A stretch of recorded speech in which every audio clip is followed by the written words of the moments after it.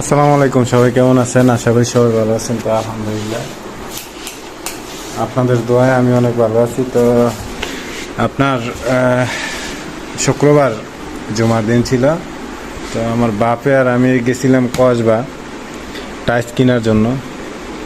তো আমি আর জানি না আমার যে এত বড় একটা সারপ্রাইজ দিব। তো যায়া ওই দিনকে আবার বাপে গাড়ি দিছে, এই ভিডিওটা কিন্তু আমি ফেসবুকে আপলোড দিছি। দেওয়ার পরে দেখলাম, তারপরের দিন দেখলাম যে বাইক নিয়ে বাড়িলাম, ওই হরেনগুলো নষ্ট হয়ে গেছে। তো পরে দোকানে গেছি, টাইসের দোকান বন্ধ। তারপরে গেছি আপনার এই হরেন কেনার জন্য। যাইয়া আপনার হরেন কিনলাম।